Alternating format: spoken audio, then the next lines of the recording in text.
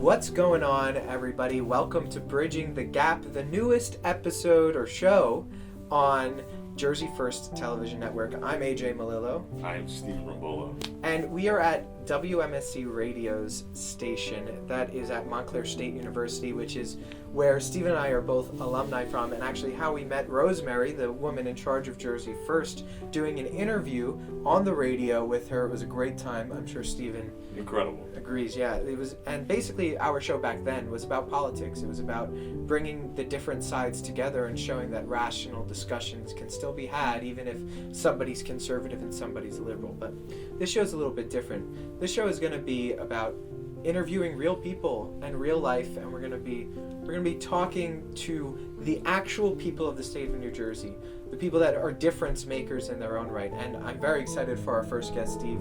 I'll let you take this away and start the introduction. I mean, there is so much to be said about our first guest, and I think it's super special that and appropriate that she is our first guest. After all, she's the woman who took a chance on us 5 years ago at this point, half a decade almost, and allowed us to find our voices and flourish in this very place, this radio station, WMSC at Montclair State.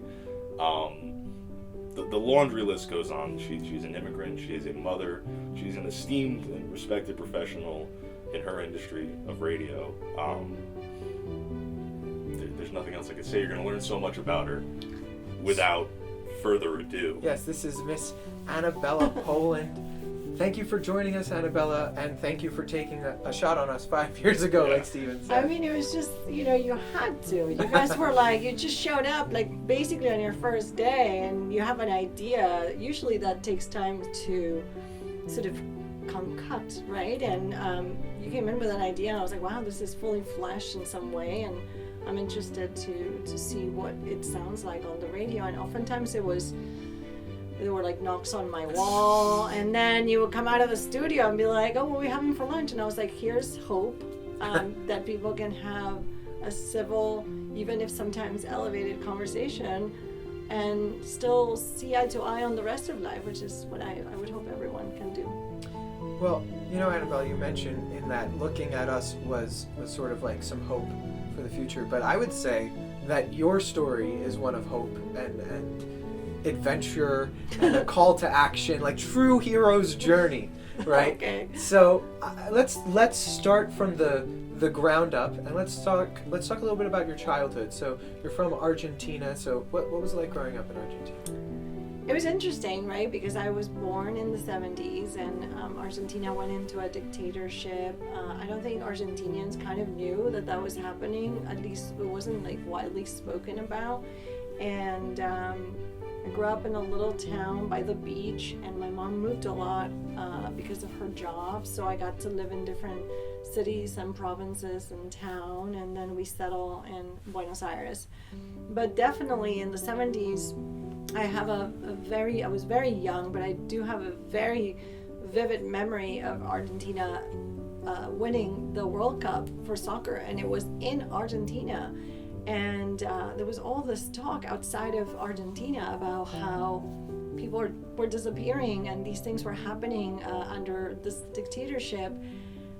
And Argentinians were just happy to win the World Cup. I think that there was not a real awareness, but things that were not on the norm were happening, right? Like people there would be building explosions. There would be people who had different thinking that were not allowed to have long hair, for example.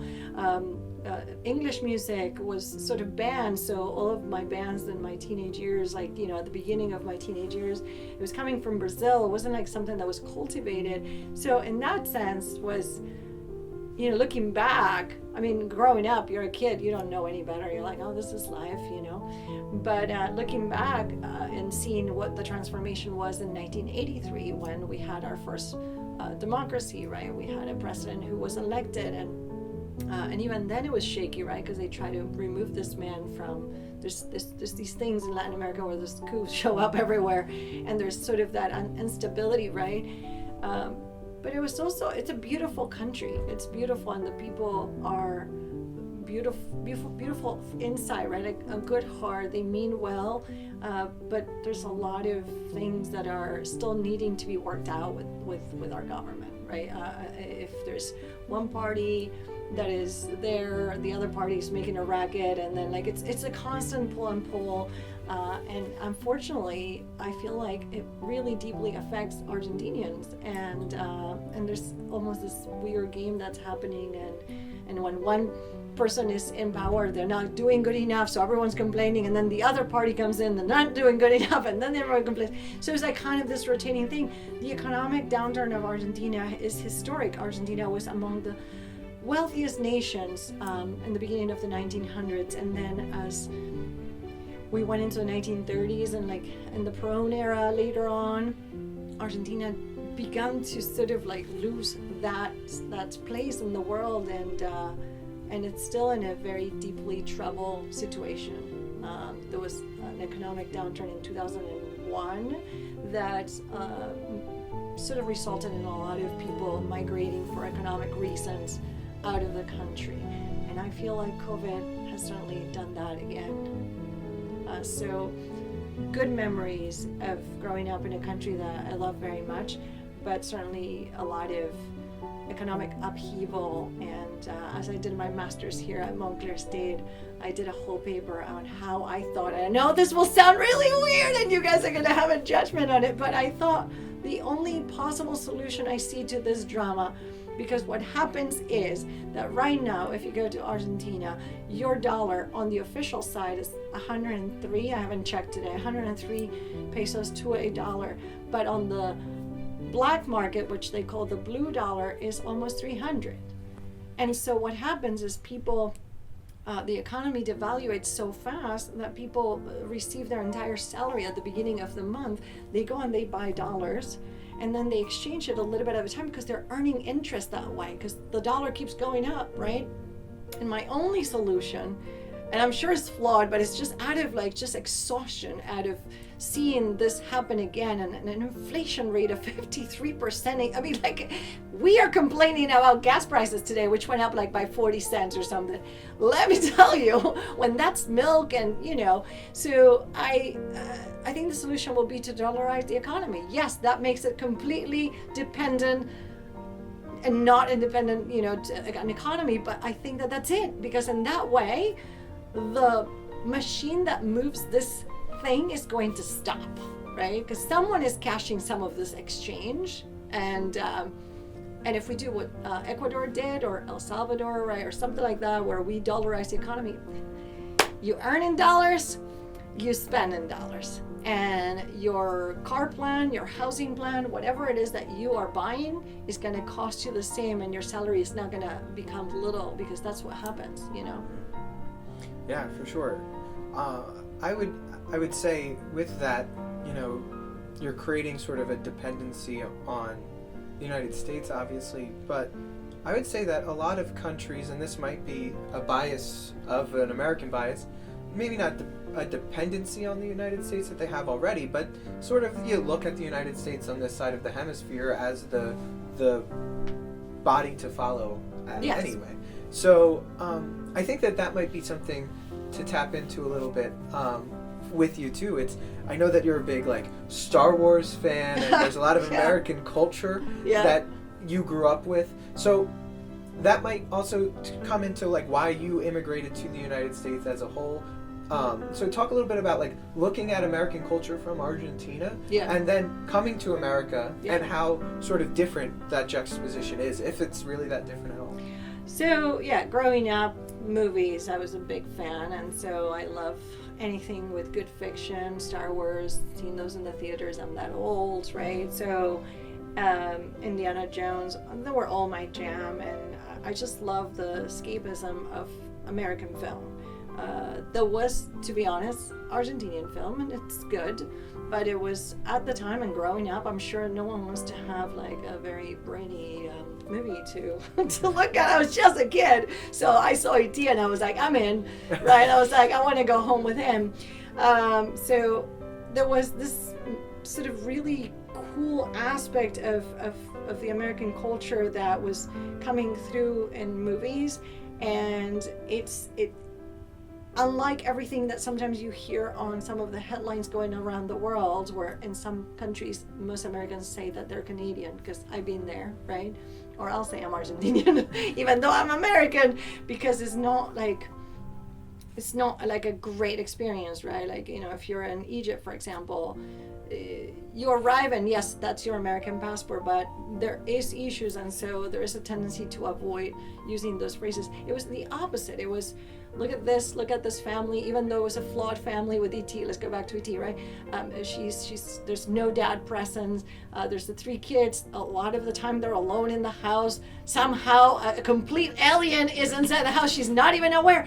And yet you're enamored with this idea that they have this home and they're eating pizza and they're playing games, and you know, there's the television, and it's obviously a middle class family, very much like mine, but it looks very different in a way, right? And so growing up with that, obviously I had an admiration very early on. At age 6, I had to make a decision if I wanted to study guitar or English. Love them both, but my mom couldn't afford both, so I said English. What possessed a 6-year-old to say English other than the potential influence of the kind of things that we were consuming, right? So I at that point, I didn't think, oh, I'm going to move to the United States.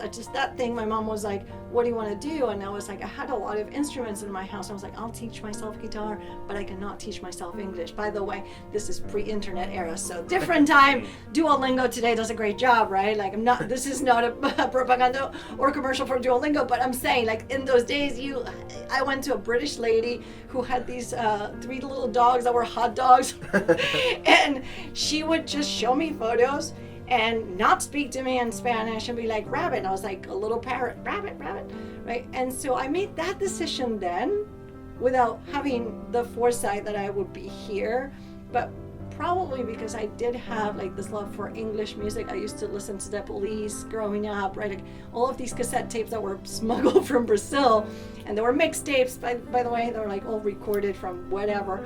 And I loved it. I just felt like there was something genuine about that culture that I really tapped into and connected with me.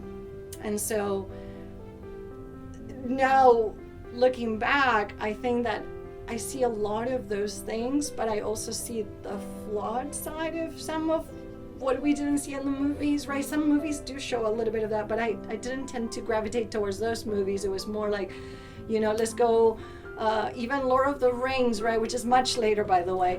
But when those eagles come running at the end, you know, the iconography of the eagles is the Americans saving the war from the Nazis, and like that is what pulled me in, right? So you come back and you see it, and it's flawed, but still a very attractive culture. I'm really happy you mentioned the smuggling of the mixtapes in. For a very long time, that is one of the greatest things you and I ever like spoke about, was how important that was to you. Yeah. And I think it's worth exploring a little bit from your perspective, how full circle of a moment that must feel for you to be enamored by this culture. Like you said, you're in a dictatorship. This music is being smuggled in on these recorded mixtapes, and it's like a dirty good on the black market. Yeah. And all of a sudden now, I mean, we're looking at a window. New York City is right there. Yeah. You're in a studio. Your office is scattered with placards of press badges for artists that I know for a fact, especially with Iron Maiden and Bruce Dickinson, yeah, that you grew up loving in this repressive culture, and you did all this work to end up kind of in that circle. What does that feel like to you? So I don't think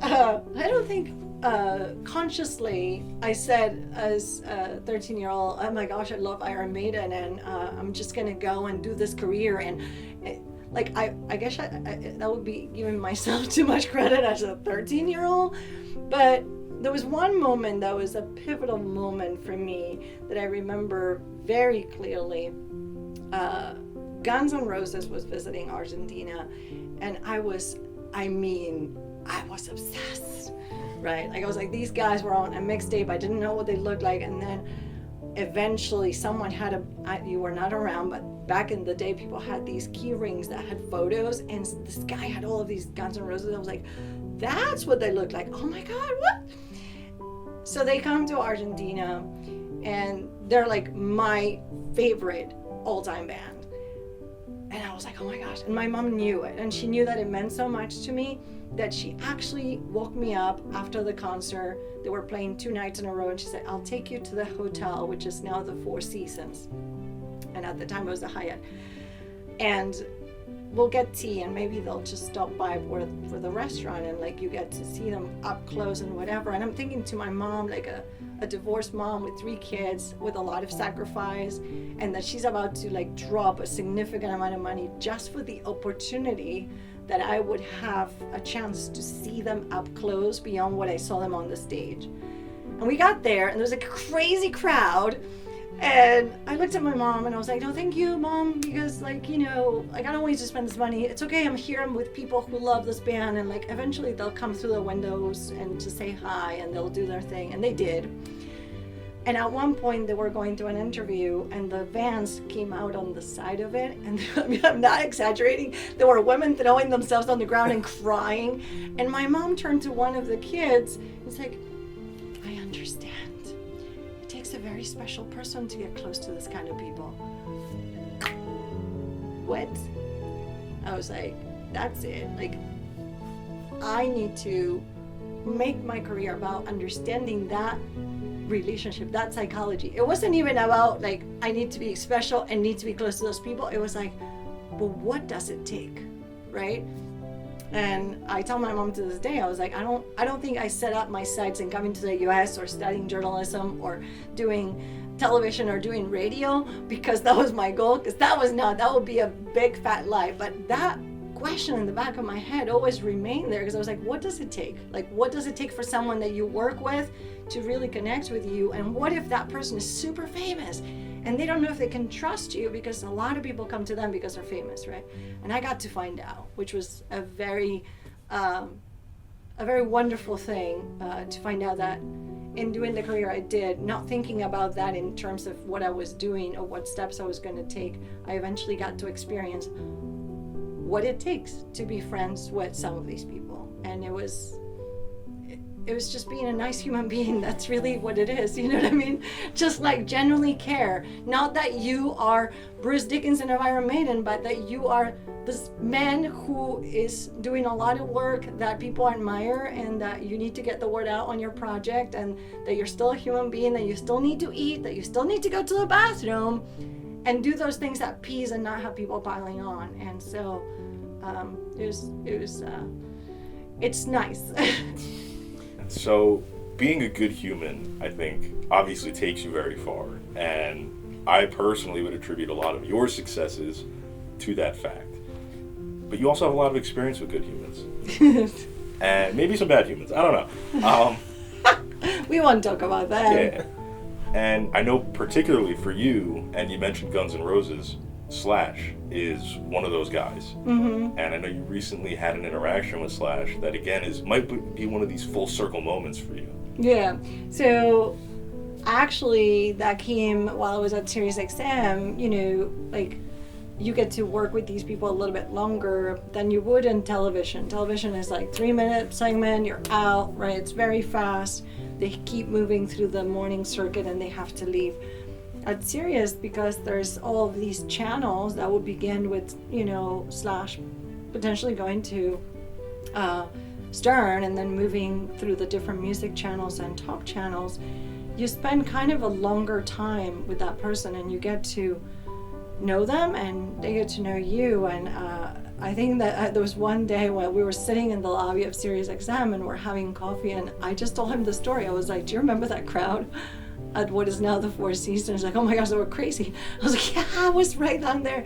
And he's like, oh my God. I was like, yeah, I have a photo. And I mean, I have all of these elements from that life that I brought with me, right?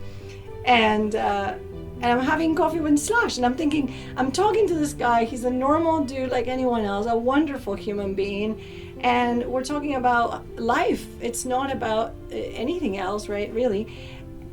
And just like in my head, I'm thinking, oh my God, if there was one of, like, you know, the ghost of the future going back to my past and talking, I'd probably faint, you know, but is different because you get to grow in the industry and you get to understand that everyone has a part to play. And my part to play was to make the person comfortable to succeed on the interviews, to feel good, to actually have a good time while doing the job of promoting and getting their craft out, you know? So that was one of those moments. Same thing with Metallica, right? Like, I'm in the middle of Comic-Con San Diego, and I'm in the Hard Rock Hotel where Entertainment Weekly and Sirius XM have a terrace and there's hospitality.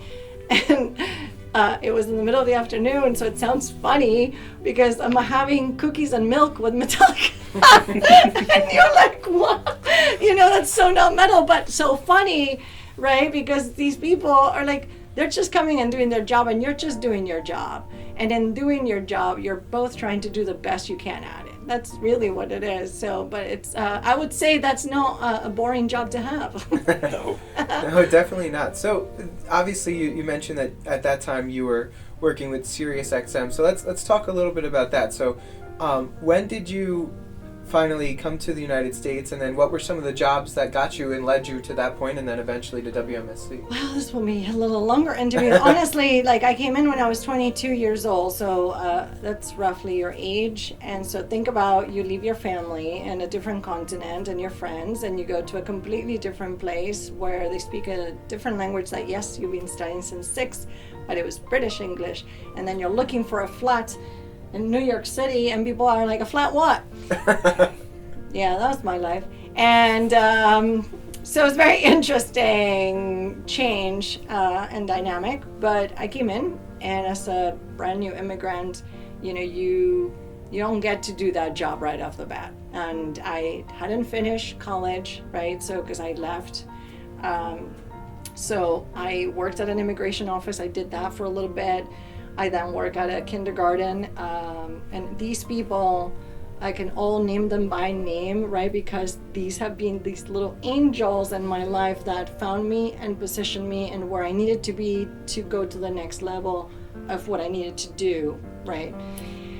If you believe in fate, which I do, but I also believe that fate comes with a lot of hard work, not just, you know, just being granted to you. So I met this lawyer who was the head of the Hispanic Chamber of Commerce in New York City, and he was an immigration lawyer, and I was doing all my paperwork. Hello.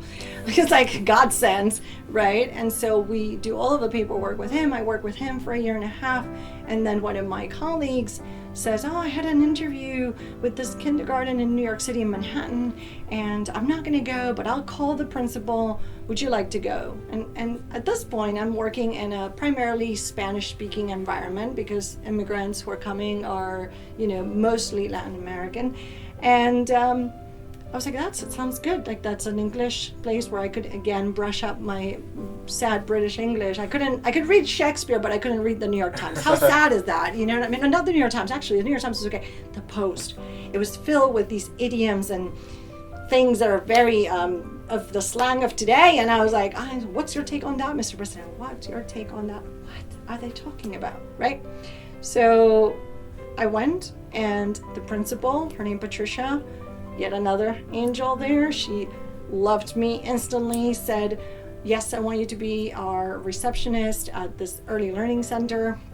And it was a special ed learning center in a Jewish community, so every last name was impossible for me to pronounce. And I had to learn to speak, yeah? So I was there for about a year or so, and a social worker, the head of social work, was also an adjunct professor at Fordham. He was married to the principal. They loved me. They said, we know you want to go to school, and it would have been impossible to go to school with being an immigrant and paying for your own apartment, your life, eating, surviving, and doing all of those things. So he said the School of Social Work, the Graduate School of Social Service, is looking for an assistant. It says on the New York Times, bachelor's required, but your own experience alone should be enough. Plus, the dean that's searching is actually someone who worked in Latin America. Here's my third angel, Dean John Cosgrove, who lives in South Jersey now. And I went to meet with him, and he said that position by the institution has to be a bachelor required. but I have another position that pays a little bit less, but still full time, still full benefits, and you still get tuition. And I was like, well, a Fordham tuition, you bet, you know. So I worked at the Graduate School of Social Service for 5 years, and I did my degree in 4.5 while working full time at the Graduate School of Social Service, teaching Spanish at Berlitz and doing data entry and translations at home because I still needed to pay for my bills. And on my last year, I decided that I needed to invest in my career. And so instead of teaching as much or doing all of the data entry, I went into a career service trip to ABC, and it was for internships. And so here's the fourth angel, Pamela Tepper, internship coordinator. Please note that I am remembering people by name, and this is many years ago, right? And this is how important they were and how key they were in my life. And I asked, I work daytime, so can I be an intern overnight and weekends? And she looked first puzzled, and then she's like, well, we've never done that, but yeah, you can, because there are people here working. So I took the internship, and I did that for a semester, and then that was the full semester, and then the holidays came around. I was like, I like to stay. And that was less formal back in the days, by the way, in terms of like, oh, you need to do 17 interviews to do this. They were like, yeah, you can stay. And I was like, can I be here during the holidays? I don't have anywhere to go. And they're like, yeah. And because I was the only one overnight and on weekends, I got given so much to do. And everybody knew me by name. I was not one of the 45 interns that were an intern. I was Anabella. So my last day in May of my internship, I'm graduating. I sent a note thanking everybody, because what do you think? Do you think you're going to start on the #1 show on television? Probably not. So I sent a note. I said, thank you so much. It's been such a wonderful experience. I hope to see you guys down the line. And the next day I get a phone call. Can you come for an interview? We're launching the weekend show and we want you to interview. And I was like, yeah, of course. And so I went to the interview, and I walked out of the building. And I got a phone call offering me the job, right? And, that will be my fifth angel, Santina Lucci at Good Morning America. So I go work there, crazy hours, right? Like I was overnight half the week, I was daytime the other half, which meant I was really overnight. And then I would come in at a 5 a.m. production meeting on Tuesday, Wednesday, Thursday, but then on the next day I had to work like 3 p.m. to 9 a.m. Then I was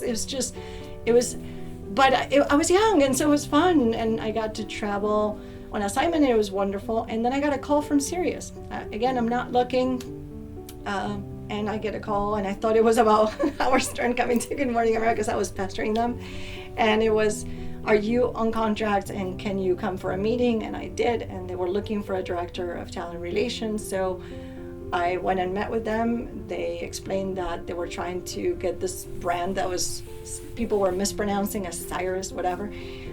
People, you need to do your constellations, right? So I went and met. I love the space. I was in NASA, right? There's like satellites on a TV, and they're moving around, and every studio is just awesome, and it's radio, and I love radio. I loved it growing up. I would run home from high school to listen to this particular show called Bangkok Radio. So radio was my jam, and I was like, this is great. And they started fighting, ABC and Sirius. I just sat back. I was like, let it go. Let it happen, right? Because honestly, it's tough. Like when you begin, salaries are not the greatest for behind the scenes when you start, and so you kind of want to see that jump. And so ended up at Sirius for 8 years, almost 8 years. And when I got there, there was not the amount of people that were coming through. By the time I left, Sirius XM was a mandatory stop in everyone's press tour. If you didn't do Sirius, what are you doing, right? So, and that comes from trying to work as hard and bringing people in. Very different than Good Morning America, where the hardest job was to say no. I have 2 hours a day. I don't have all these channels, and I can only fit so much. So the hardest job was to say, hey, no, thank you, but we love you, but thank you. And Sirius was the opposite. You had to grind it, right, to get those guests and to explain the value that you were going to give them. And that was when I found out, I got a call again that Montclair State was looking. And I had this plan. I always say I don't plan to be, this person when I'm 13, but I always know where the trajectory goes. And I thought my retirement would be to give back and be in a college situation, knowing that I'm not an academic, and much respect to everyone who does that as a path, because it's a hard, crazy life, right? To like study this dissertation. That's not my life. And I didn't think I would end up teaching. I thought I would end up in communications, training people how to go on air and like do it like without having to be very long-winded as I'm being right now. But I found out about this opportunity. It was a professional opportunity. It wasn't like a tenure track position. And I applied, and I was like, well, I mean, like I'd never been a general manager before, but this is great. I can teach, all of these things are fresh in my mind, and I still have all of these contacts, and it can benefit the station. And so I apply, and I always elevate it, I always say, if it's meant to be for me, it will be for me. I can just do my best. And so here I am. The best station in the nation. We can say that. You could say that certainty. 2 times over, right? Or nominated twice and we're nominated 5 times for that. Okay. Among great competition, great people, stations that do a lot. And in 2021, after a very, very tough year, we finally got it, and it felt really good. And 3 Marconi nominations, that's not a small thing. That's a great thing to just even be nominated. And again, among the greatest in the industry too, so feels good. Yeah, well, it's a testament to all of the work that you put in, because like you said, you were the one that trains everybody, right? So all of the success that the station has comes back to Anabella. And Stephen. I was going to say, it sounds very much, and you're being a bit bashful about it, whatever it is you set your mind to, not only do you do it, but you do it with an excessive amount of success in it. I guess. And to track that path from, the girl waiting to see Guns N' Roses in Argentina. For 13 days in the cold outside of the stadium. Yes. Exactly. To go from that to you're on Good Morning America. There are these 2 giants fighting for you to bring the success that seems to follow you everywhere. Yeah. And now you're sitting here in this studio, the best college radio station in the nation. There's a testament to that. And somewhere in all of that professional,ism, you also have a family. Oh yeah, them. Yeah. What is that like for you? That balance and starting that and the journey there. Because there's Anabella Poland, the professional. Yeah. There's also Anabella Poland, the wife and the mother. Yeah. And luckily for us, we have seen all 3 of those All sides of of them. Anabella. All of them. So we know how terrific you are at all of it. But like Stephen said, how do you get that balance? It's tough, It's like, I think that was a purposeful move. I was at Good Morning America. My buddy was like, no way you're having kids. 0. I was like, oh, that's clear. Like, you're stressed, you're traveling, you don't know what's coming next. You're at the beat of the news, and as exciting as it is, your body is like, I don't know what's happening. Is it time for dinner? Is it time, what is it? So there was no way a family was going to happen in that environment. So when that call came from SiriusXM, I identify it. I had the consciousness to say, that's it. That's how I can slow it down, still do what I love, but slow it down enough that I don't have this wacky schedule that my body's going to know at least what time is breakfast, right? And so, and that was it. That allowed me to form my family. I got married while I was at Good Morning America with a very understanding human being who understood what that life was and what it meant to me, to the point that the days that I had to be in the studio for a 5 a.m. production call, it was a 3 a.m. wake-up call, and he would drive me in. There's no buses at that time. I'm living in New Jersey. He's like, what am I taking? And driving in and parking and then driving back in the middle of the craziness of, it was just not possible. So I went to Sirius XM, and a year and a couple of months in, I found out I was pregnant, and I'm now gonna have this, young being in my life. Thankfully, my in-laws and my husband works from home. He's the president of a record label, indie record label, and so he had a little bit of flexibility on what he could do when my schedule went back to going back to the office. And so he helped out a lot. His parents helped out a lot. But it gave me a little bit more flexibility than I would have had if I was on a morning show to raise my kid. And then as she started to go into kindergarten, this opportunity came about.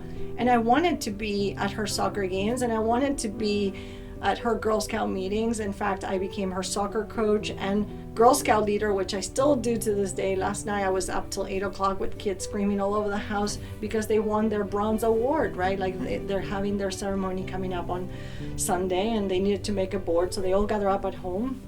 And this gives me that flexibility too, because I'm 15 minutes away and I'm able to go home and come back if I have to, which I've done, right?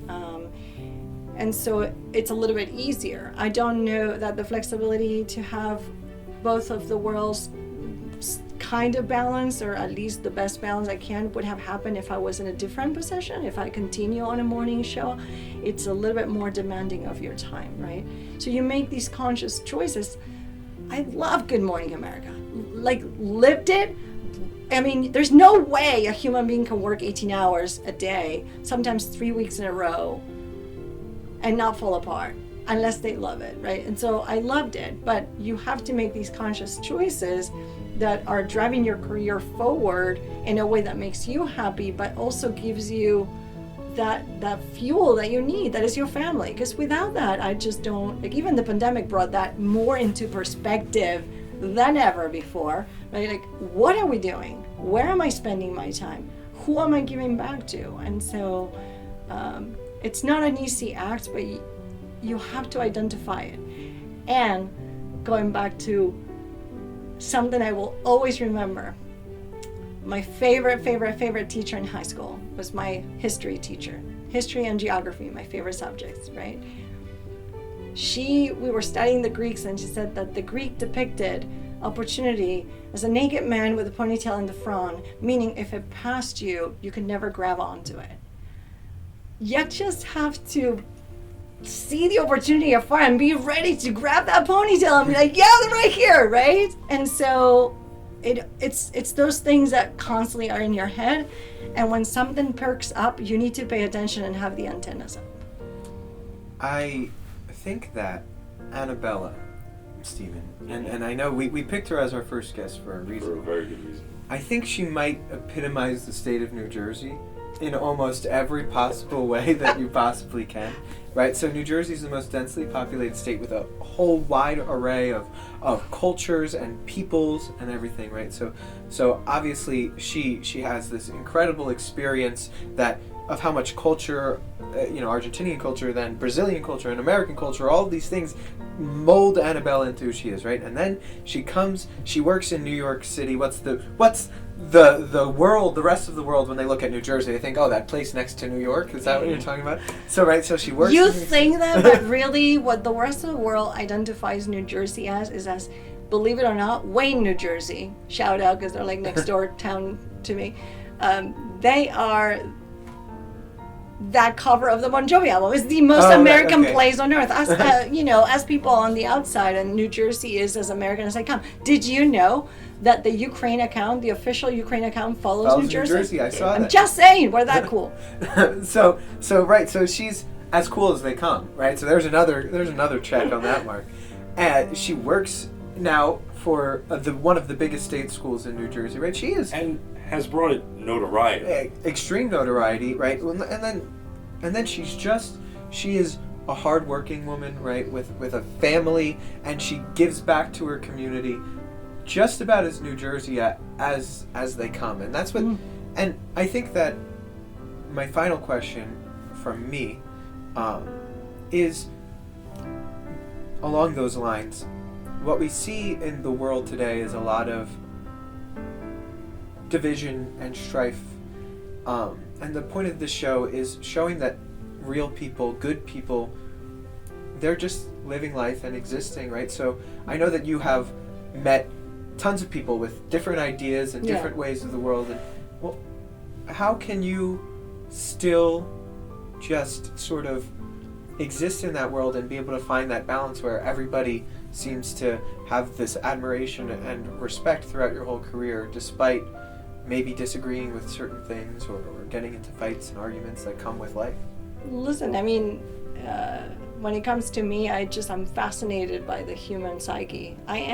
I just want to know why people are doing what they're doing. I'm curious. I guess you can call me nosy in that way. I'm not into your business in that way, in the nosy way, but I'm interested. I'm curious as to why we do things the way we do them. In this environment, in a university environment, where conversation is, it's our currency. Like, we should have these ideas and they should be opposing. It's not an agreement, right? It's just like, I think that a lot comes out of a conversation, and as long as it is respectful, it can be elevated, but as long as it is respectful and not the kind of elevated language that we've seen in the last few years, where if you're not with us, you're against us, that kind of thing, it just doesn't make sense to me, because it reminds me a lot of my country and why I was like disenamored with the politics of, that country. Like, it's not about being for or against, it's what's best for us as a country. And that's it. It could be a mix of things, and it's never going to be one end or the other. It's kind of, for me at least, somewhere in the middle. I'm not into black or white, although black is my favorite color, but which is not a color. But the lack of color, we could go into that whole tangent. But I think it's about balance and about, being good people. At the end of the day, you just have to be a good human being. You're not going to get to the end of your day and be like, well, I was right about that one. That's not what you're going to be thinking. That's not it. You're going to be thinking, did I do good in the world?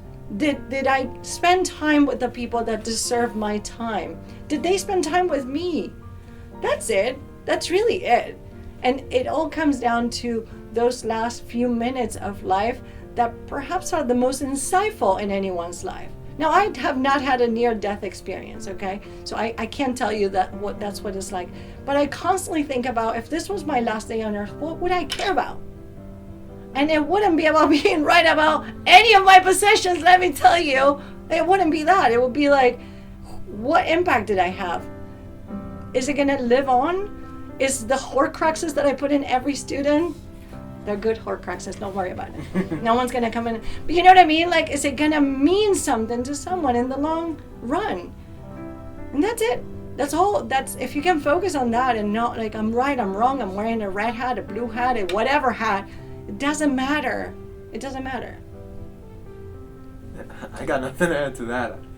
The only thing that I can say, in way of a closing, you speak a lot about people that are important in your life. Mm-hmm. You refer to them as angels. I know with absolute certainty, you are an angel. Oh, stop it! Same way. You cry. Jimmy and AJ, you are. But I think even bigger than that, your message, your story, and everything that you stand for, yeah, you are an angel for so many people. To have that insight, to have those experiences, and be able to share them so eloquently, and do it in a place like this where you're reaching so many people, is incredible beyond words, actually. Yeah, well, I'm not very good at compliments. I tend to deflect because I'm uncomfortable in that position. But thank you for saying that. I mean, I just want to know that I did good. At the end of the day, if one life was changed or if it was slightly tilted in the right direction, that's what matters to me.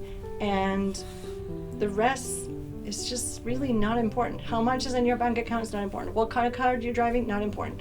It's important to have safety. Yes, of course, everyone wants to feel safe. Latest shoes, latest whatever, it's not important. Like, it's not. And if anyone didn't learn that lesson through the pandemic, I don't know what they were doing. That's fair. So, I mean, it is Steve and I, and if people that are watching or listening have any experience to what Steve and I's old show was like, whenever we would do an interview, we would do 3 fun questions. Unfortunately, we're running out of time, so I think that we're just going to do one. But I'm going to pick this one, and I think that we're on the same page as the most important question we ask. Oh boy. Especially for somebody like Anabella. Oh my God, yes. So, the classic Jersey debate. Bruce Springsteen or Bon Jovi? Yeah, you see, this is problematic, my dude. I do want to say, no matter what she says, she's heard this question dozens of times. So she should have an answer. And then if she says she doesn't, she's lying to you. She just doesn't want to hurt anybody's feelings. That's the real thing. Okay, I'm going to begin with, they're both incredible icons of the state of New Jersey. But I am an 80s child, and a child that grew up with a lot of long hair around me and in my catalog of music. So the boss will always be the boss, but in my heart of hearts, Bon Jovi wins that race because that was the era, the most fun era for me, and I really understood what he was about and his music. And with the boss, I respect him now as an older adult, but growing up, he was my jam. And you know, if music is a time machine, this is the time machine, and I'm going to a very fun time in my life. That's fair. I think that's about as good of an answer as somebody can give for that question. You're right. So with that, thank you, Anabella, for joining us. And this was the first inaugural episode of Bridging the Gap on Jersey First TV. We are so thankful for you guys to join us. We're so thankful to Anabella. Thank you to Rosemary and the board for giving us the opportunity. A shout out to Erin Lawler. She's the camera person behind the camera right now, so thank you for that. And Stephen, let's give it to you to give your thank yous and to give our next guest who's going to be next. Yes. So again, to reiterate everything AJ said, this opportunity is incredible.